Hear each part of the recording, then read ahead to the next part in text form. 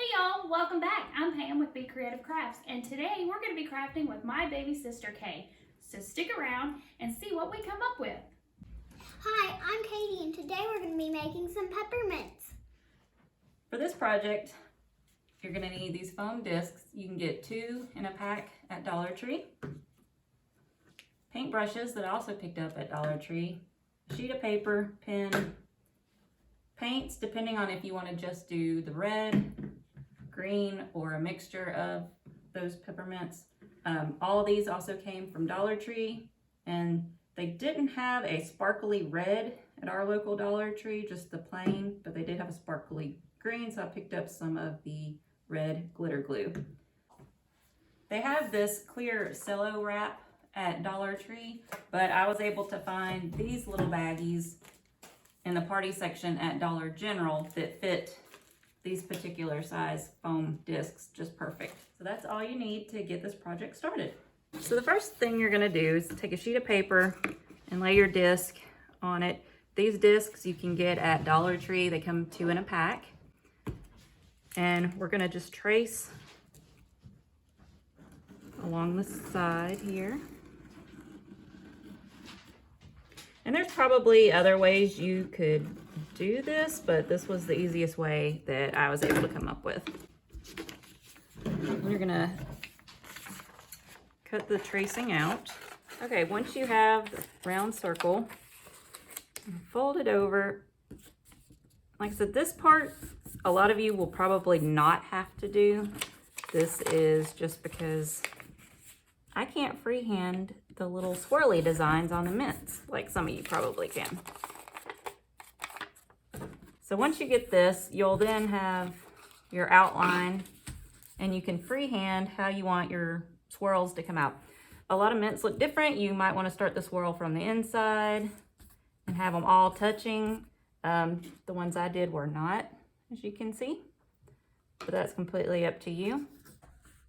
If you want the swirl to go all the way in and all of it touch, or you would of course start in the middle of your circle, or you can go up a little bit higher and then your swirl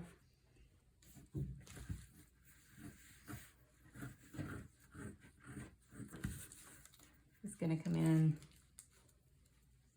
like that. So this is the one I did on my original, so I'm just going to trace it on back on here. You're going to want probably at least 3 so that you can place them around your disc evenly. The first one I made, I only did 3 swirls, and then once I got it done, I decided, you know what, I think it needs a little bit more. So I added 3 more in between, and everything came out looking pretty even and symmetrical, if you want to see. So I'm going to go ahead and trace 3 of these and cut them out. And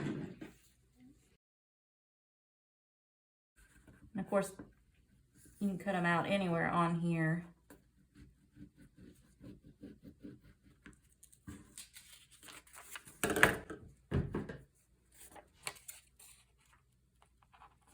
Just to give you a stencil to use on your actual foam disc. And that one that I started on and I didn't like, that's fine, because this isn't anything. You're just going to throw it away when you're done.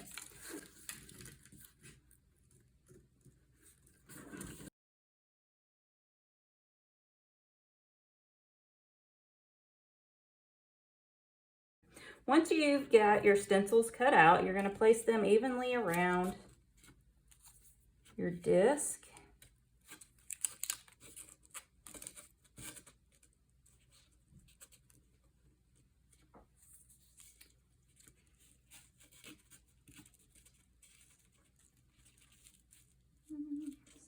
So I need to come over a little bit more this way, just until it looks good to you. And then you'll just trace this onto the foam. And the good thing about these little foam discs is once you start tracing, if you decide you don't like it, it's really easy to chip away this top layer of pen, or you can just flip it over and do the other side.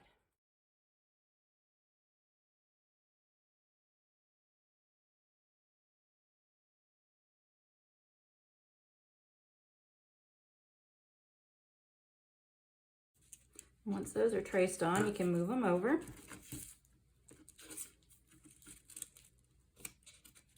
Where they look evenly spaced. And then trace those on as well. So once you have traced the stencil all around, your disc will look something like this. And then you're ready to begin your painting. You can either use red or green, the traditional Christmas colors, or if you want to change it up, you can use whatever colors you want just to make it look like a mint. So this is red paint that I already had on hand, but I did get it at Dollar Tree. We'll just start filling in. And again, this stuff is super forgiving, so if you do go out of the lines, you can always just scrape it off after it's dried.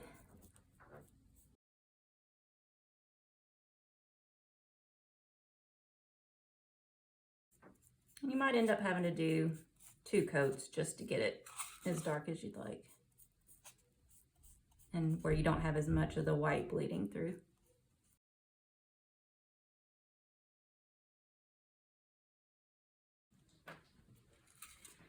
And then I paint the side at an angle just to keep it with the swirling motion.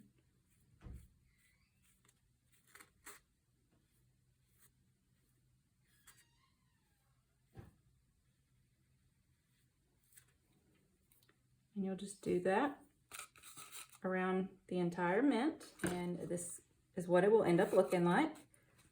This particular one, like I said, the red paint was just a plain red paint, but I wanted it to have a little bit of sparkle, so I used a little bit of glitter glue on top of it. That is completely up to you. You don't have to do that if you don't want to. So the next step is to take one of these little bags. I'm going to snip the very end of it so that it's open all the way through.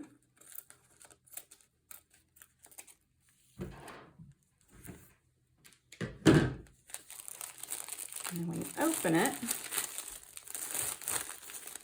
it is the perfect size for these particular little discs. There's a little bit of excess, but that's okay because you're not going to notice that so much when you go to twist it.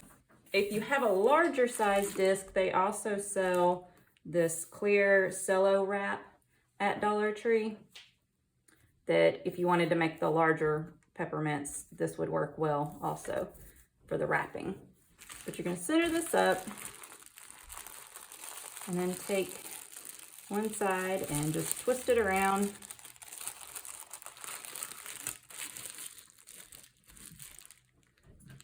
And then you'll need to get a little bit of tape.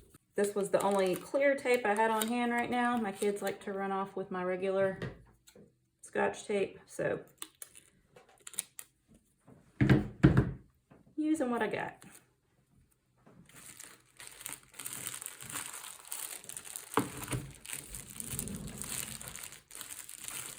Make sure it's centered. Twist.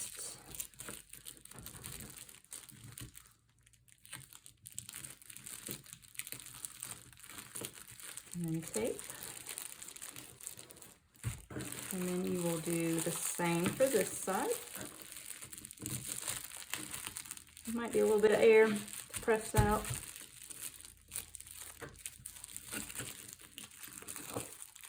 Then you have a perfect little mint.